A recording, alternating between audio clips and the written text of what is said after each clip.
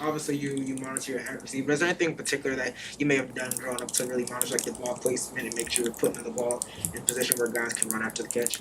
Yeah, I would say working out with my dad, that was imperative. Just everything I had to do had to be to his liking. So if the ball placement, wasn't where it should have been, then we do it again and we do it until we get it right. And that goes with footwork, just all of that. So how is your finger feeling at this point? My finger's good. Still times where I hit a helmet or, hit someone's hand or arm and, I'll feel it a little. But other than that, it's good. No more like discomfort in gripping the ball or anything? Nah. How about your ribs? My ribs are doing good too. I don't really think about it as much anymore too. So much like Christian Wook is trying to fire spitballs at you, there's been a lot of distractions potentially. Yeah. That could have distracted you this year, but you've pressed on through them lately. The trade talks, the injuries. What is it about your mental makeup that you are able to set things aside and just focus?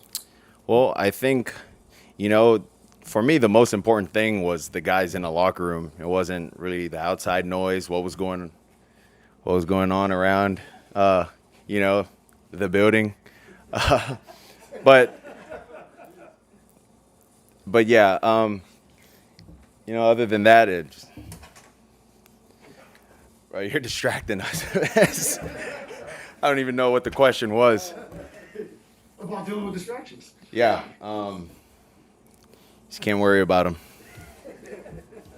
I guess this also shows how much fun you guys are having now, and it's a bit more loose, not as much to worry about. I mean, obviously the next opponent, but now that there's actually something to play for this season, as opposed to just getting a win. How is everything feeling? What's the difference there? Yeah, like I said before, I think our guys are trying. Well, we're still trying to find our rhythm. Playing complementary football in all three phases of the game.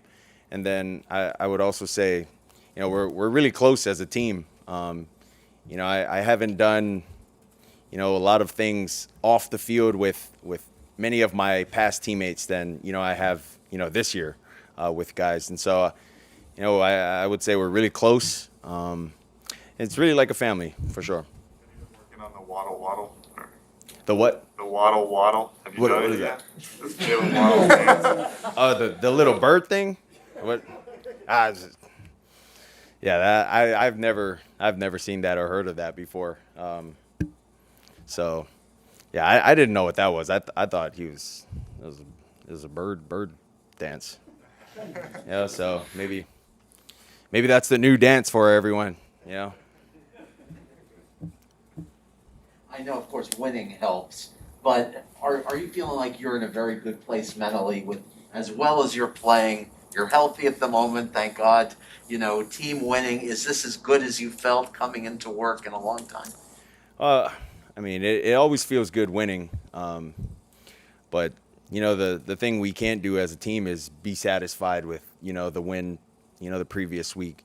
That's the game of football that we play. Is you enjoy it for that day, that night, come into work, learn from your mistakes, and you're really moving forward from it. And I would say if you can't do that, it's hard for you to stack together good days and really get a win at the end of the day, or at the end of the week for your team. So.